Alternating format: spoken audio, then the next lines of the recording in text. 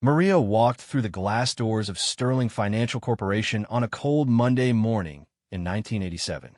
She had dressed carefully in her best interview suit, a navy blue outfit she had saved months to buy. At 23, she was ready to start her career in the business world. She had graduated from community college with an associate degree in business administration and had high hopes for her future. The receptionist, a blonde woman with perfectly styled hair, looked up from her desk with barely concealed surprise. "Can I help you?" she asked, her tone suggesting Maria might be in the wrong place. "I'm Maria Rodriguez. I have an interview with Mr. Davidson for the accounting clerk position," Maria replied confidently, smoothing down her skirt. The receptionist's eyebrows rose slightly. "Oh, please take a seat." Maria sat in the pristine waiting area, surrounded by marble columns and expensive artwork. Other candidates were also waiting, all of them white, all dressed in expensive-looking suits. She noticed how they were greeted warmly by the receptionist, offered coffee, and engaged in friendly small talk. When her name was called, she was simply pointed toward an elevator. Mr. Davidson's office was on the 15th floor. He was a thin man in his 50s with graying hair and wire-rimmed glasses. He barely looked up when Maria entered, instead shuffling through papers on his desk. "Miss Rodriguez," he said without looking at her, "I've reviewed your application." "Thank you, sir. I'm very excited about this opportunity," Maria said, sitting down across from his massive oak desk. Mr. Davidson finally looked up, his eyes scanning her from head to toe in a way that made Maria uncomfortable. "Your qualifications are adequate," he said slowly.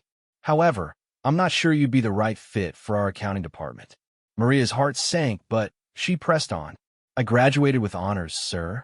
I have excellent computer skills and experience with bookkeeping from my internship." "Yes, well," Mr. Davidson waved his hand dismissively.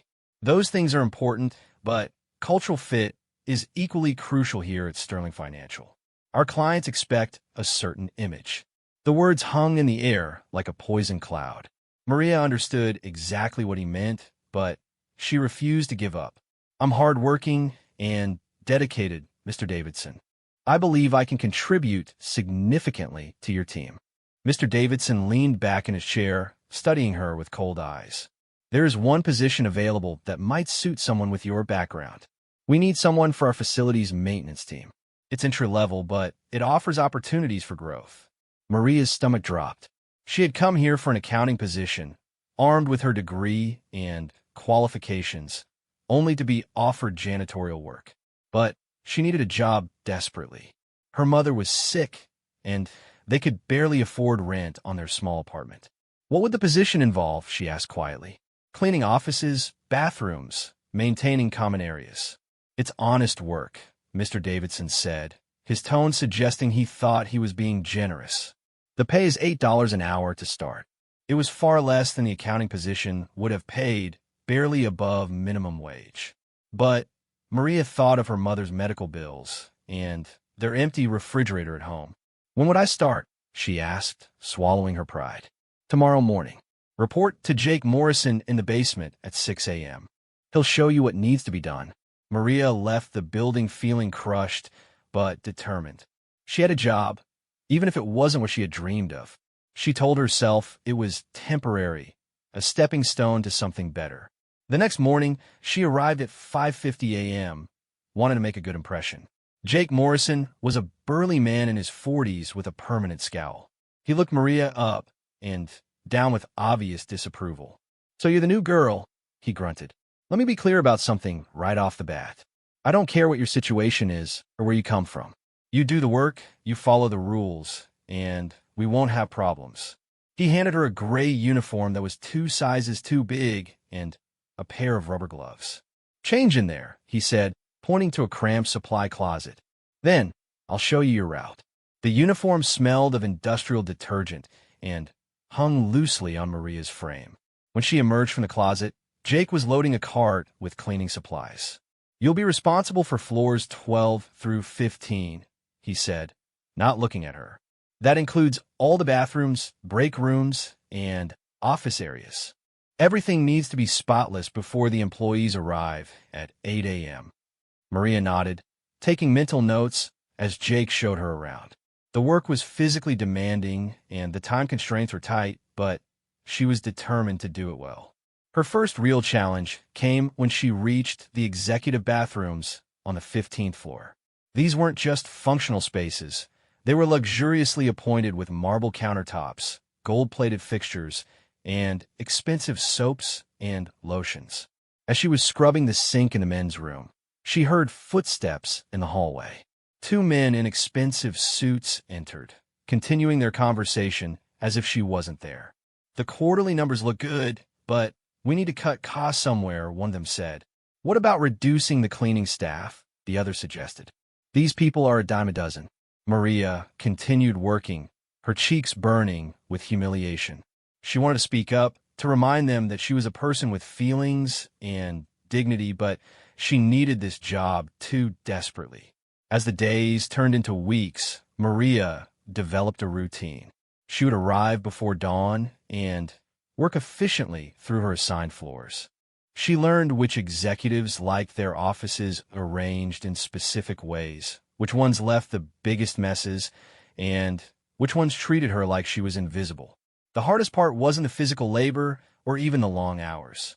It was the way people looked at her, or rather, the way they looked through her, as if she didn't exist. She was the invisible woman who cleaned up after their lives, who made their work environment pleasant while remaining unseen and unacknowledged.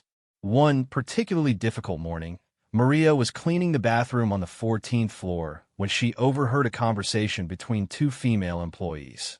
"Did you see the new cleaning girl?" one of them said. "She's actually kind of pretty for one of them."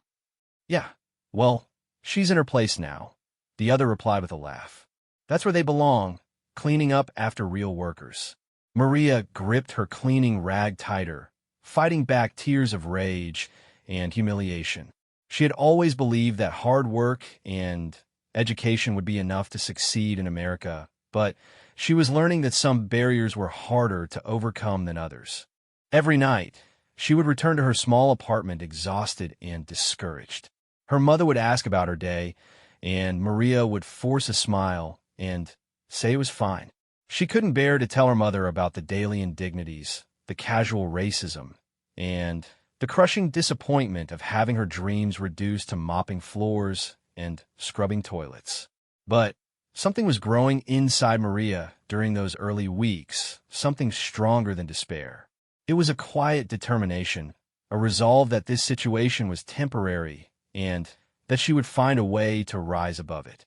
She began to pay attention to the conversations she overheard, learning about the business operations, understanding how the company functioned from the ground up. Late at night, after her mother had gone to bed, Maria would sit at their small kitchen table with books from the library, studying business management and finance. She was preparing for something, though she wasn't sure what yet. All she knew was that she wouldn't let this experience break her. Instead, she would let it forge her into something stronger, something unbreakable. 3 months into her job at Sterling Financial, Maria had developed an intimate knowledge of the building's rhythms. She knew which executives arrived early, who stayed late, and who left the biggest messes behind. More importantly, she had begun to notice patterns in the business itself. During her late-night cleaning sessions, she would often find documents left on desks or in trash cans. While she never went through them deliberately, she couldn't help but absorb information about client meetings, budget concerns, and operational challenges. Her business education hadn't been wasted. She understood what she was seeing, even if no one expected her to. The breakthrough came on a rainy Thursday evening in November. Maria was cleaning Mr. Davidson's office when she noticed a spreadsheet on his desk with glaring errors in the quarterly projections. The numbers didn't add up, and she could see that the mistakes would likely cause significant problems for the company's upcoming board presentation. For a moment, she hesitated. This wasn't her job, and pointing out the errors would mean admitting she had been looking at confidential documents. But her conscience wouldn't let her walk away from information that could help the company avoid a serious mistake. The next morning, Maria arrived at work 30 minutes early and knocked on Mr. Davidson's door before he had even settled in with his coffee. "What is it?" he asked, clearly annoyed at the interruption. Sir, I noticed some numbers on your desk last night while I was cleaning. Maria began carefully. I have a business background, and I think there might be some calculation errors in your quarterly report. Mr. Davidson's face went through several expressions: surprise, irritation, and then reluctant curiosity. What kind of errors? Maria explained the discrepancies she had noticed, pointing out how the miscalculations would affect the company's projected earnings. As she spoke, Mr. Davidson's expression changed from skepticism to genuine attention. "You're certain about this?" he asked, pulling out the spreadsheet. "Yes, sir. I double-checked the calculations." Mr. Davidson spent the next 20 minutes reviewing the numbers while Maria waited anxiously.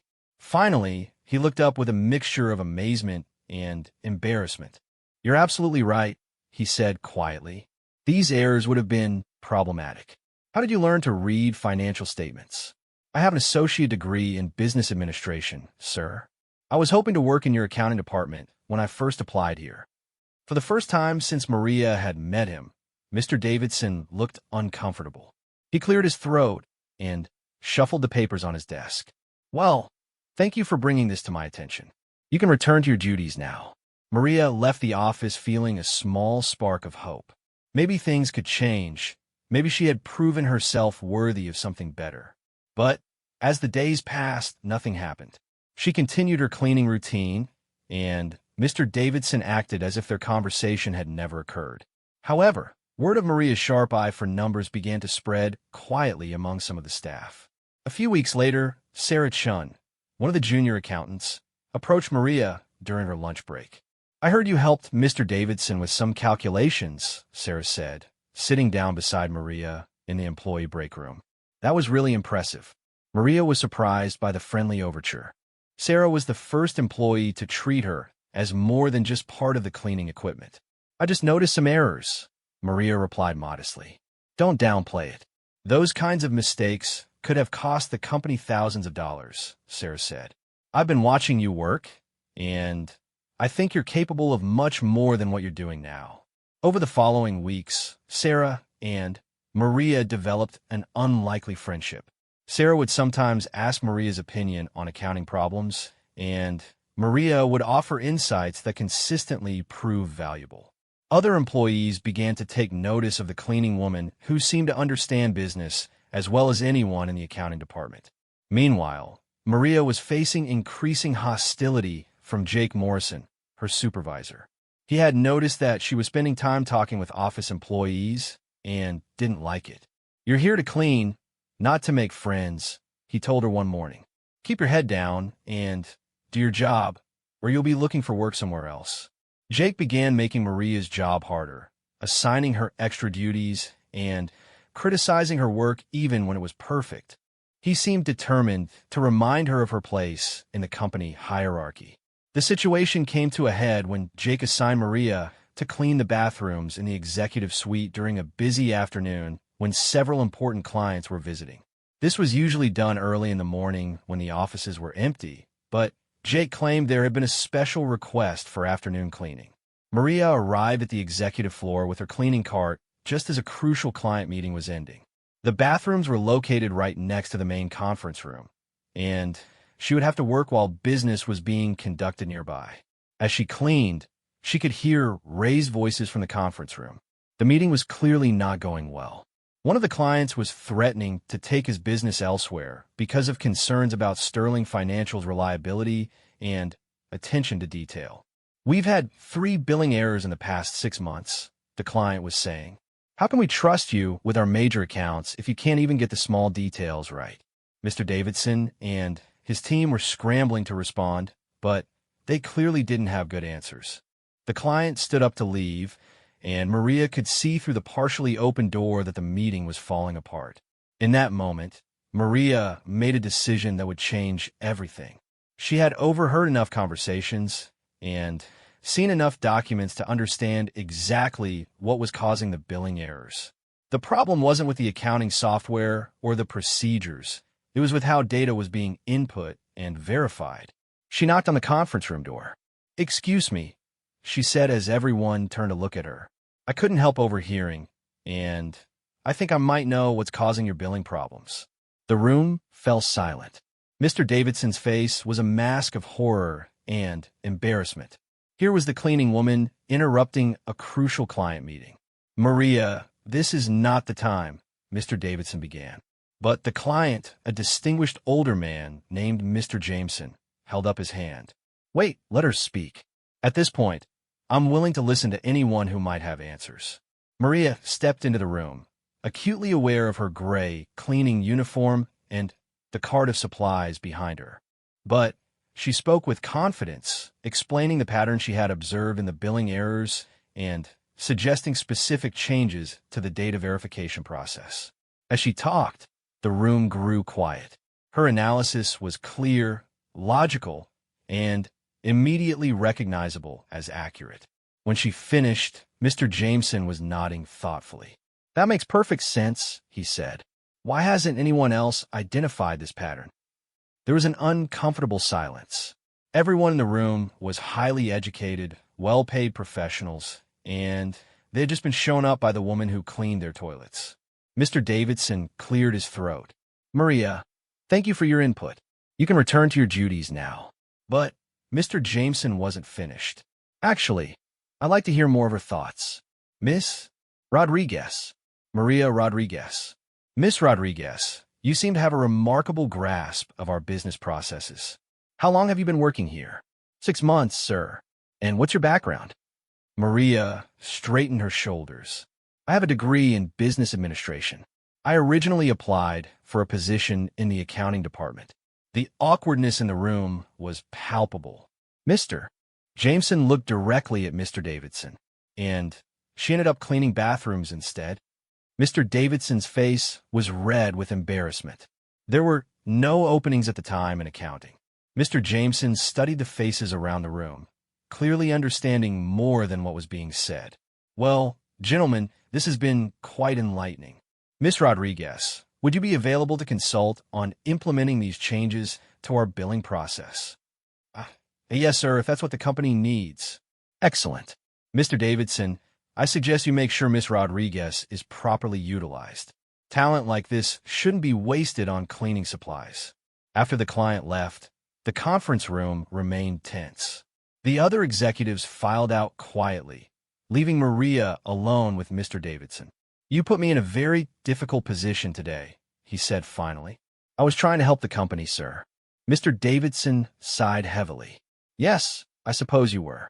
We'll need to discuss your situation. Report to my office tomorrow morning at 9 a.m. That night, Maria went home with her heart pounding. She didn't know if she had just saved her career or ended it, but she knew she had finally stood up for herself. For the first time since starting at Sterling Financial, she had been seen as more than just the woman who cleaned the bathrooms. Her mother noticed the change in her immediately. "Something happened today," she said as they sat down for dinner. "Yes, Mama. Something big. Good or bad?" Maria smiled for the first time in months. "I think it might be good. I finally showed them who I really am." Maria arrived at Mr. Davidson's office the next morning dressed in her best clothes, not her cleaning uniform. She had spent the entire night wondering what this meeting would bring, alternating between hope and fear. Mr. Davidson gestured for her to sit down, his expression unreadable. "Miss Rodriguez, yesterday's events have forced us to reassess your position here at Sterling Financial." Maria's heart raced, but she maintained eye contact. "Yes, sir. Your intervention with Mr. Jameson was unexpected and effective." He paused, choosing his words carefully. "It seems we may have misjudged your capabilities. I've always been capable of more than cleaning, Mr. Davidson." He shifted uncomfortably. "Yes, well, Mr. Jameson has specifically requested that you be involved in implementing the billing process improvements. The board has decided to create a new position for you, Quality Assurance Coordinator. You'll report directly to Sarah Chun in the accounting department." Maria felt a surge of triumph, mixed with caution. "What would my responsibilities include?" "You'll review billing processes, identify potential errors before they reach clients, and work with our accounting team to implement better verification procedures." The salary is $32,000 annually. It was more than triple what she had been making as a cleaner, though still less than what other college graduates in similar positions earned. But it was a real start. "I accept," Maria said immediately. "Good. You'll start Monday. Sarah will orient you to your new duties." Mr. Davidson stood up, signaling the end of the meeting. "And Miss Rodriguez, I trust you'll be discreet about your previous role here." The message was clear. "Don't embarrass us by talking about how we treated you." Maria nodded, but privately decided she would never forget where she came from or how she had been treated. Her first day in the accounting department was awkward. Some employees welcomed her warmly, particularly Sarah Chun, who had championed her promotion. Others treated her with suspicion and barely concealed resentment. They knew she had been the cleaning woman, and they couldn't understand how someone from such a lowly position could suddenly be their equal. Jake Morrison was furious when he learned about her promotion. "You think you're better than the rest of us now?" he confronted her in the hallway. She brought the issue to the attention of Robert Hayes, a senior accountant who had been particularly dismissive of her work. "I'll look into it," he told her curtly, but Maria could see from his expression that he had no intention of taking her concern seriously.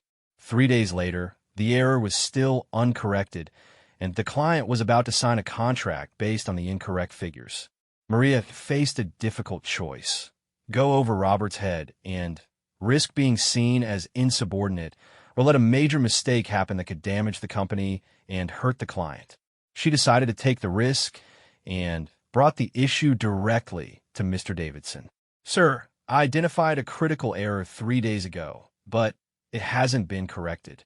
The Harrison Industries contract signing is this afternoon, and they're basing their decision on incorrect numbers." Mr. Davidson frowned. "Did you inform Robert Hayes about this?" "Yes, sir. He said he would handle it, but nothing has been done." Mr. Davidson called Robert into his office immediately. When confronted with Maria's evidence, Robert became defensive. "I was planning to review it more thoroughly," he said. "We can't just change important documents based on the observations of someone who was cleaning toilets 6 months ago." The room fell silent. Mr. Davidson's expression hardened. "Robert, are the numbers correct or not?" Forced to examine the evidence, Robert had to admit that Maria was right. The contract signing was postponed while corrections were made, but the client was impressed that Sterling Financial had caught the error before any damage was done. After Robert left the office, Mr. Davidson turned to Maria. "This kind of resistance to your work is unacceptable. You're here because you're good at what you do, not as a favor to anyone." "Thank you, sir. I just want to do my job well. From now on, you report problems directly to me if they're not addressed promptly.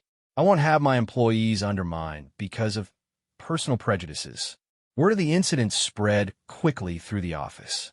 Some employees began to treat Maria with more respect, recognizing that she had the support of management. Others became more hostile, viewing her as a threat to the established order. Maria threw herself into her work with renewed determination.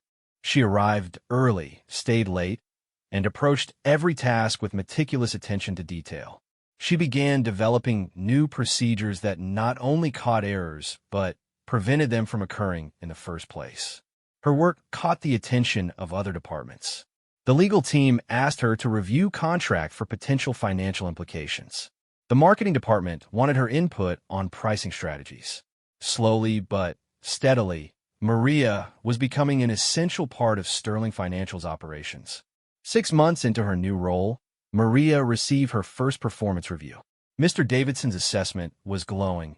Exceptional attention to detail, innovative problem-solving, strong analytical skills, and outstanding dedication to quality. "Your work has saved the company tens of thousands of dollars in potential errors and lost clients," he told her during their review meeting. "We're promoting you to Senior Quality Assurance Coordinator with a salary increase to $45,000 annually." It was another significant step up, but Maria knew she was still being paid less than her white male colleagues in similar positions.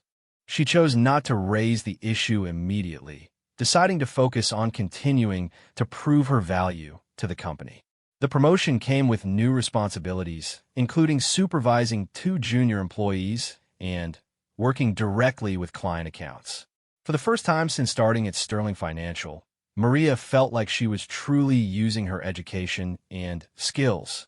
But the real test came when the company faced its biggest crisis in years. A major client, Peterson Manufacturing, discovered significant billing errors dating back 2 years.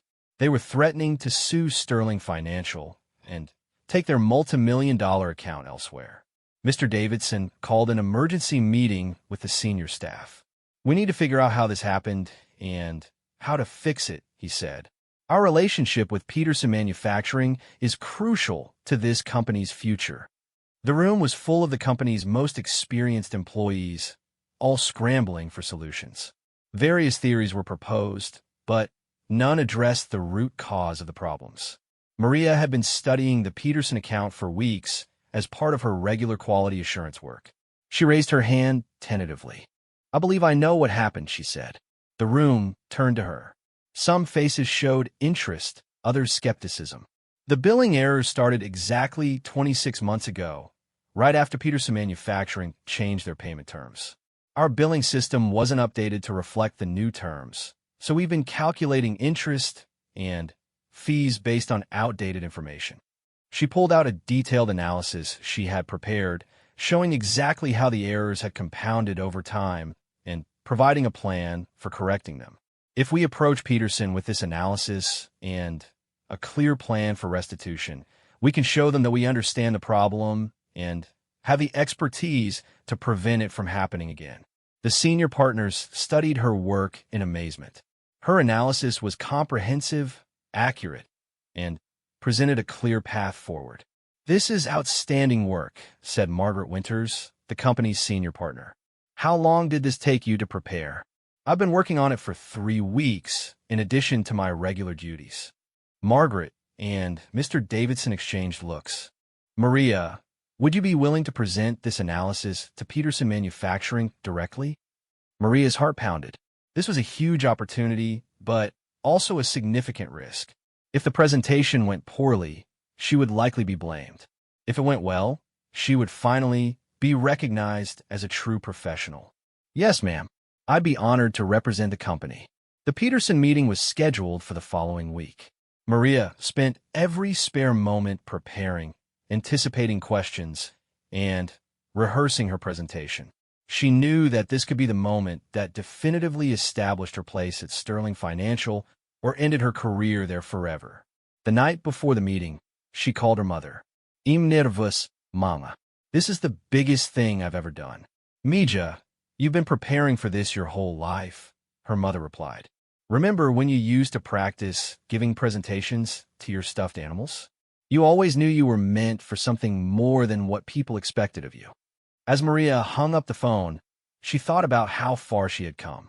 Less than 2 years ago, she had been scrubbing toilets and being treated as invisible. Tomorrow, she would be representing one of the city's most prestigious financial firms in a crucial client meeting. She had climbed from the basement to the executive boardroom, but she knew the hardest challenges were still ahead. The Peterson Manufacturing meeting was held in Sterling Financial's main conference room, the same room where Maria had interrupted that crucial client meeting almost 2 years earlier. This time, however, she sat at the table as an equal, wearing a sharp business suit and carrying a leather portfolio filled with her analysis. The Peterson team arrived looking stern and skeptical. James Peterson, the company's CEO, was known for his no-nonsense approach and had built his manufacturing empire from the ground up. He was not someone who tolerated incompetence or excuses. "Let's get straight to the point," Peterson said as soon as everyone was seated. "Your billing errors have cost my company time, money, and trust. I want to know how this happened and what are you going to do about it?" Mr. Davidson introduced Maria as the lead analyst who had investigated the billing issues. Peterson looked surprised when he realized that this young Latina woman would be presenting the findings, but he nodded for her to proceed. Maria began her presentation with confidence, walking Peterson's team through the chronology of events that had led to the billing errors. She explained how the system failure had occurred and demonstrated the cascading effects that had resulted in the 2 years of incorrect charges. The total amount of overcharges comes to approximately $47,000, Maria said, clicking to her final slide. Sterling Financial takes full responsibility for this error and proposes full restitution plus interest calculated at prime rate plus 2%. Peterson leaned back in his chair, studying the presentation materials. This is the most thorough analysis of a billing problem I've ever seen. You've identified not just what went wrong, but why it went wrong and how to prevent it from happening again. He looked directly at Maria. How long have you been working in finance, Miss Rodriguez? I've been with Sterling Financial for just over 2 years, sir. And before that, Maria hesitated for a moment, glancing at Mr. Davidson. I worked in various positions while completing my education, sir. Peterson nodded approvingly. Well, you clearly know what you're doing. This level of analysis shows real expertise and attention to detail. The meeting continued for another hour, with Peterson's team asking detailed questions about the proposed solutions. Maria answered each one confidently, demonstrating her deep understanding of both the technical and business aspects of the problem. When the meeting ended, Peterson shook Maria's hand firmly. Miss Rodriguez, I'm impressed. Sterling Financial is lucky to have someone with your skills. After the Peterson team left, the Sterling Financial executives gathered to debrief. Margaret Winters looked at Maria with new respect. That was exceptional work, Maria. You not only saved our relationship with Peterson Manufacturing, but you've actually strengthened it. They're more confident in us now than they were before the problem started. Mr. Davidson nodded in agreement. The way you handled their technical questions was masterful. You've proven yourself to be one of our most valuable assets. Over the following months, Maria's reputation within the company continued to grow. She was invited to more high-level meetings, asked to consult on increasingly complex problems, and given responsibility for managing key client relationships. Her salary was increased to $60,000 annually, putting her closer to parity with her colleagues. But with success came new challenges. Some of the longtime employees resented her rapid rise through the ranks. They whispered that she was receiving special treatment because the company was trying to avoid discrimination lawsuits. Others questioned whether she was truly qualified for her expanding responsibilities. The resistance came to a head during a partners' meeting when Maria proposed implementing a comprehensive quality control system that would prevent the kind of billing errors that had nearly lost the Peterson account. The system would require significant investment, Maria explained to the assembled partners. But it would pay for itself within 18 months through reduced errors and improved client satisfaction. Robert Hayes, who had never forgiven Maria for exposing his incompetence, spoke up immediately.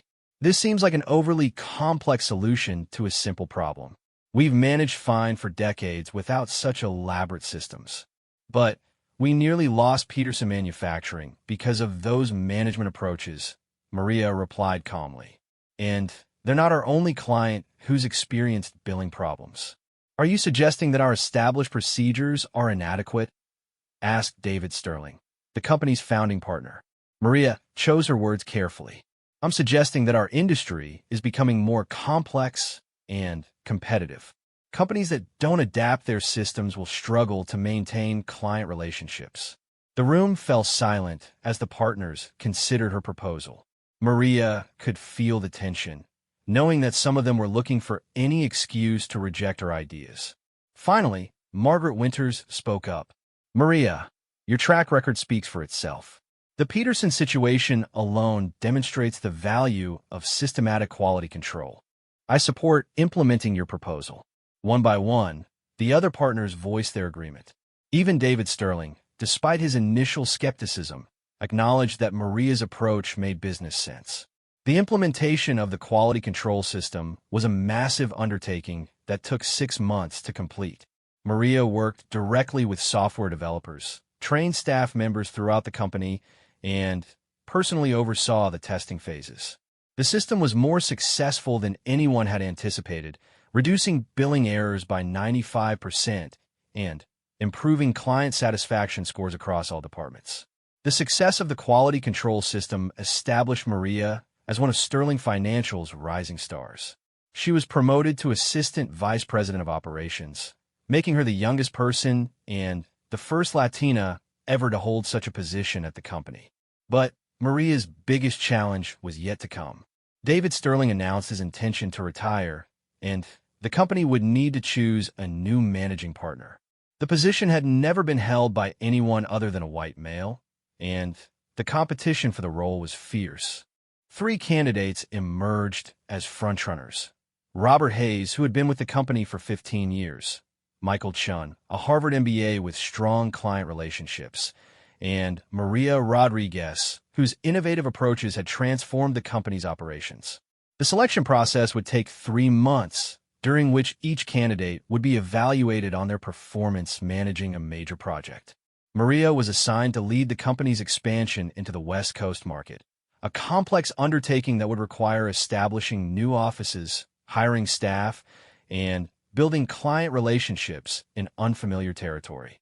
Many people, both inside and outside the company, questioned whether Maria was ready for such responsibility. She was only 30 years old and had been in professional roles for less than 5 years. The whispers followed her everywhere. She's moving too fast. She doesn't have enough experience. They're only considering her to look progressive. Maria knew that she would have to work twice as hard as her competitors to prove herself worthy of the managing partner position. She threw herself into the West Coast expansion project with total dedication, often working 16-hour days and traveling constantly between cities. The project was more challenging than anyone had anticipated.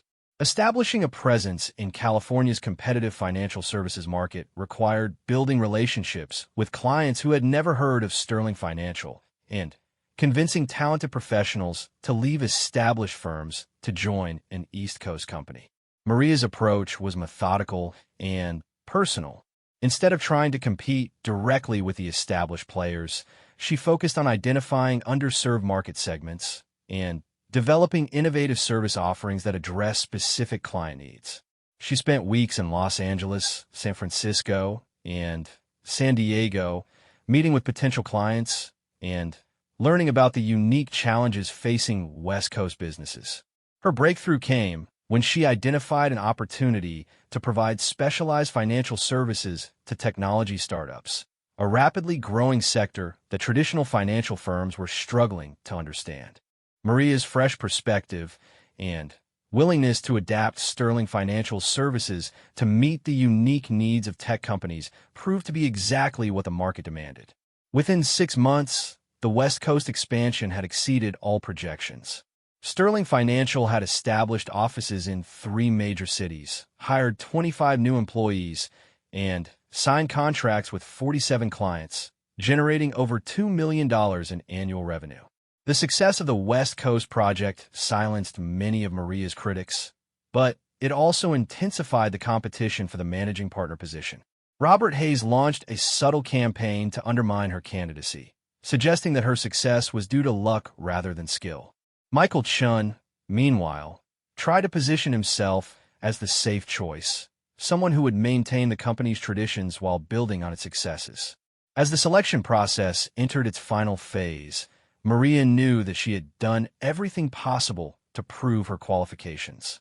She had transformed from a woman who cleaned toilets to someone who could run one of the city's most prestigious financial firms.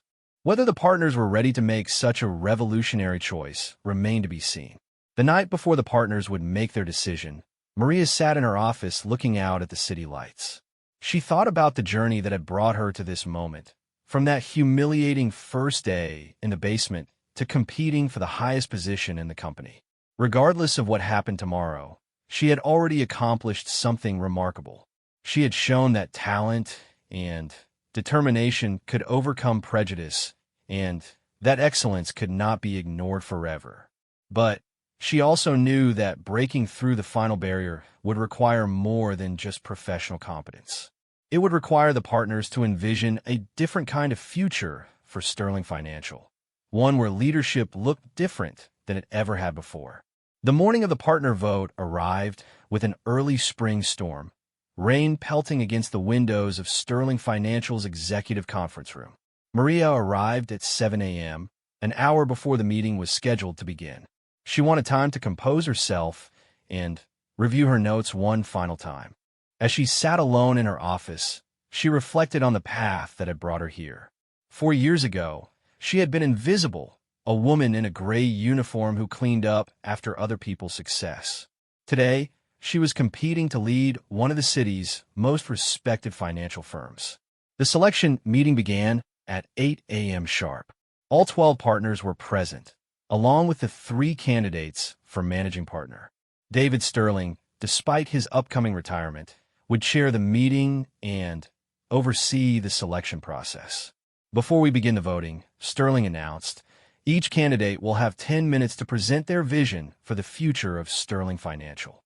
Robert Hayes went first, delivering a polished presentation about maintaining the company's traditional values while pursuing measured growth.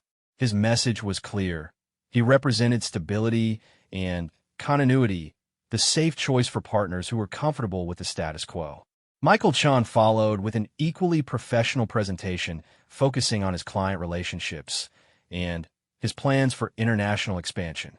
He positioned himself as the innovative choice, someone who could modernize the company while respecting its established culture. Then it was Maria's turn. She stood up, looking around the room at the 11 men and one woman who would determine her future. Some faces were friendly, others neutral, a few openly skeptical. 4 years ago, I walked into this building for a job interview, Maria began. I had a business degree and big dreams about building a career in finance. I was told I wasn't the right fit for the accounting department, so I was offered a position cleaning bathrooms instead. A few partners shifted uncomfortably in their seats. This wasn't the kind of opening they had expected. I took that job because I needed work, and I did it well because that's who I am. But every day I was learning about this company, understanding how it worked, seeing where it could improve. When I finally got the chance to contribute my ideas, they saved us major clients and generated significant revenue. Maria clicked to her first slide, showing Sterling Financial's financial performance over the past 4 years. Since I've been in leadership roles, our client retention rate has improved by 23%. Our billing accuracy is now industry-leading. We've expanded into new markets and increased annual revenue by 40%. These aren't just numbers. They represent the transformation of how this company operates. She paused, making eye contact with each partner. But the most important change hasn't been in our systems or our profits. It's been in our perspective. When we started looking at problems differently, when we began listening to voices that had been ignored, when we stopped assuming that the way things had always been done was the only way to do them, that's when we became truly excellent. Robert Hayes frowned. He clearly felt that Maria was criticizing the company's traditional approaches and, by extension, criticizing him. The financial services industry is changing rapidly, Maria continued. Our clients are more sophisticated, more demanding, and more willing to change providers if their needs aren't met. The companies that will thrive in the next decade are those that can adapt quickly, think creatively, and build genuine relationships with their clients. She clicked to her final slide, showing her vision for Sterling Financial's future. I propose that we establish ourselves as the most innovative and client-focused firm in the region. This means investing in new technology, expanding our service offerings, and, most importantly, continuing to attract and develop the best talent regardless of their background or where they started their careers. When Maria finished, the room was quiet. Her presentation had been more personal and more challenging than those of her competitors, but it had also been more compelling. David Sterling nodded approvingly. Thank you, Maria. Now we'll move to the voting process. Each partner will cast a confidential ballot, and we'll need a majority vote to select our new managing partner. The partners filed out to vote privately, leaving the 3 candidates alone in the conference room. The tension was palpable as they waited for the results. Robert Hayes was clearly confident. Well, that was interesting, he said, his tone suggesting he thought Maria had made a strategic error by reminding the partners of her humble beginnings. Michael Chun was more diplomatic. All three presentations were strong. The partners have a difficult decision to make. Maria said nothing, focusing on staying calm while her heart raced. She knew she had given her best effort, but she also understood the magnitude of what she was asking the partners to do. Choosing her would be a dramatic departure from tradition, a statement that Sterling Financial was ready to embrace a radically different kind of leadership. After what felt like hours but was actually only 20 minutes, David Sterling returned to the room. "We have our results," he announced. The three candidates stood up, facing Sterling and the other partners who had filed back into the room. "This was not an easy decision," Sterling said. "All three candidates are highly qualified and would serve the company well. However, one candidate received a clear majority of votes." Maria's palms were sweating. She forced herself to breathe steadily and maintain eye contact with Sterling.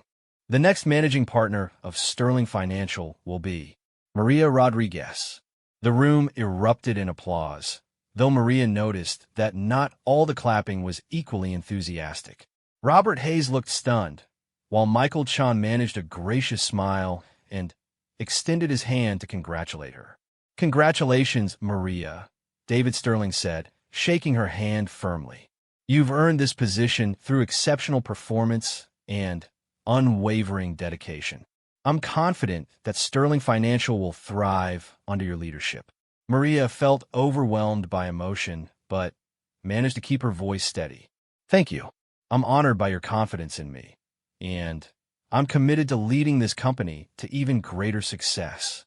The transition period lasted 3 months, during which Maria worked closely with David Sterling to understand all aspects of running the company.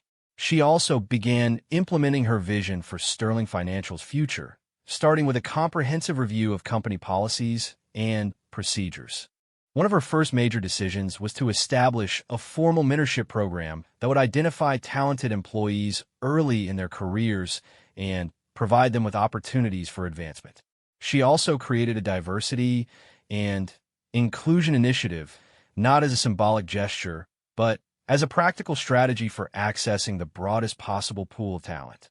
"Talent exists everywhere," she told the partners during one of her first leadership meetings. "Our job is to recognize it and nurture it, regardless of what form it takes or where we find it."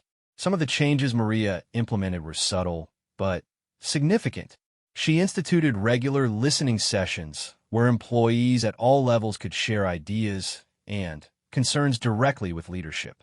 She also established cross-departmental teams that brought together people from different backgrounds and specialties to solve complex problems. The results were impressive.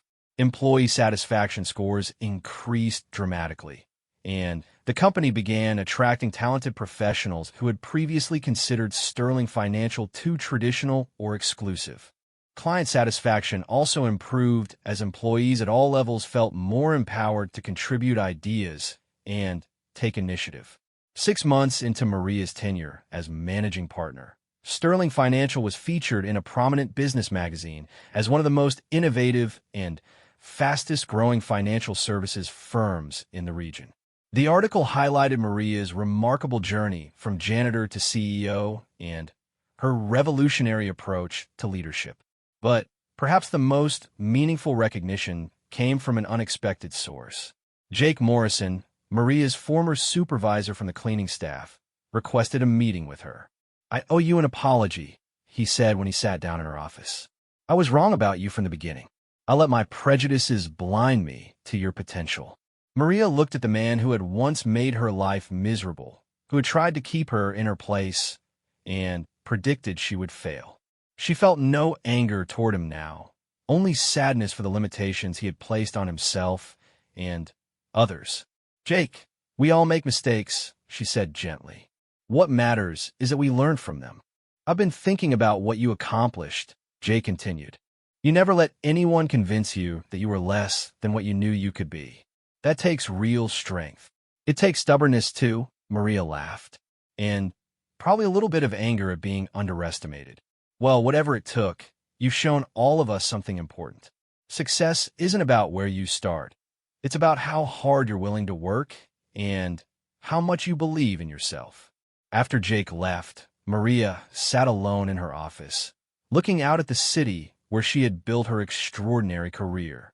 The office was the same one where David Sterling had worked for decades, where important decisions had been made by men in expensive suits who had never had to clean a toilet or face discrimination because of their skin color. Now it was her office, and she was using it to create opportunities for people who might otherwise be overlooked or underestimated. She thought about all the talented individuals who were probably out there right now, working jobs that didn't match their abilities, waiting for someone to recognize their potential. Her phone buzzed with a text from her mother. "Mija, I saw the article about you in the newspaper. I'm so proud of who you've become."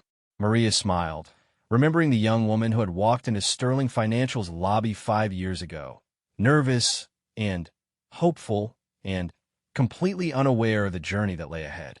That woman had been forced to start at the very bottom, cleaning up after people who didn't see her as their equal. But she had refused to let other people's limitations define her possibilities. She had kept learning, kept growing, kept proving herself until even the most skeptical observers had to acknowledge her excellence.